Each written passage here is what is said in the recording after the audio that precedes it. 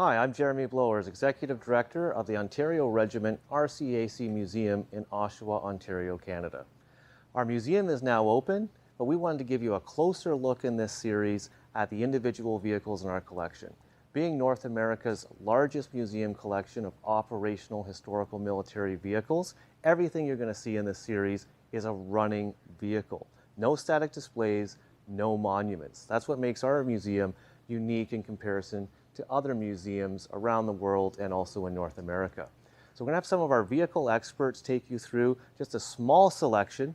Our collection covers the Second World War, the Cold War, and vehicles that are currently being used in conflicts all over the globe in the 21st century. So we hope you enjoy the series. If you do, please hit the subscribe button, follow us on our social media pages, and we'll continue to bring you more great content like this.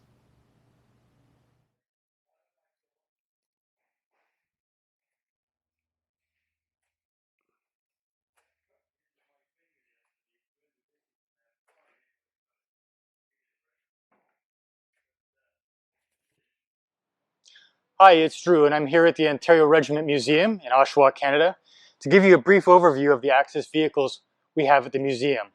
Some of you may know me from the Conneaut event on the Axis staff.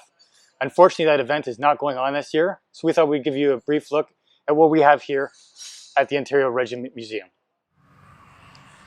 As you can see, I'm sitting in the hull turret of the Panzer III, a replica that was made by Panzer Fabrik in the United States. It's an amazing exact replica of the Panzer. It runs during our Aquino event every year and many of our Tank Saturday events as well. It's a beautiful replica inside and out, and we'll give you a quick little shot of it inside as well so you can see the detail that they put inside. We're going to take a brief look inside and show you how cramped the compartment is. Just get inside the Panzer itself. There's not a lot of room, as you can see, and I'm not a big guy. But now that I'm safely in past the commander's seat, it's a very tight crew compartment.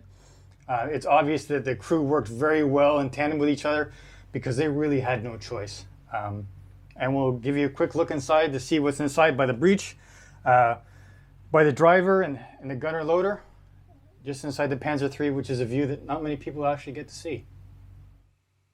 One of the great things about the vehicles here at the museum is they're all running vehicles. It's not just a static museum.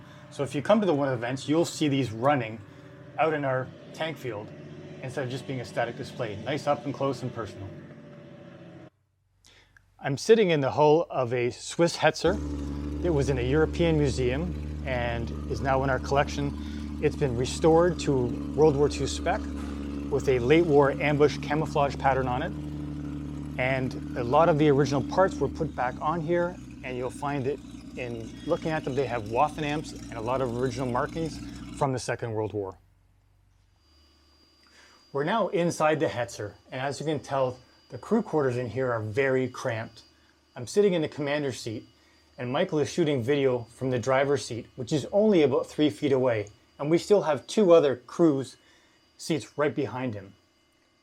As you can see as well, the level of restoration that has gone through on the Hetzer is very high end. All of the little pieces that you would expect to see inside are here. Machine gun toolkits, gas masks for the crew, flare gun cartridge pouches, ammunition racks. There has been no small detail omitted when this was restored. I'm sitting in the crew compartment of one of 2 Czech OT-810s the museum has in its collection. These were made post-war by the Czech government and are very similar to the 251 armored personnel carriers that the Germans deployed in the Second World War. These are run by a crew of 12, a driver, a radio man, a crew commander, who also ran the forward machine gun, 4 men, 4 grenadiers on each side, and a man running the rear-facing machine gun. These specific OT-810s were remodeled to match the German model 251C and the 251D10. The 251D10 has anti-tank capability with a forward-mounted pack, and the 251C has a forward-mounted machine gun. When we're talking about mechanized warfare, infantry always takes advantage of pockets and successes that the tanks and forward elements have created.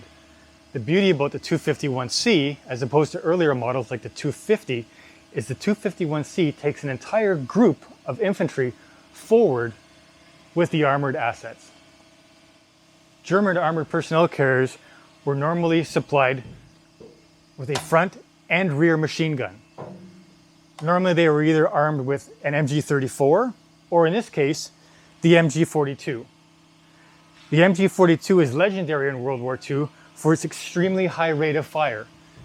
1,200 rounds per minute up to 1,500 rounds late war from this gun. This machine gun being so successful in the field that variants of this are still fielded today by the German government and other countries such as India or Portugal under contract, known as the MG3. There are definitely some differences between early war and late war versions of the 251. Early war had very complex and over-engineered rear doors, to late war where it's basically a slab of steel and a hinge.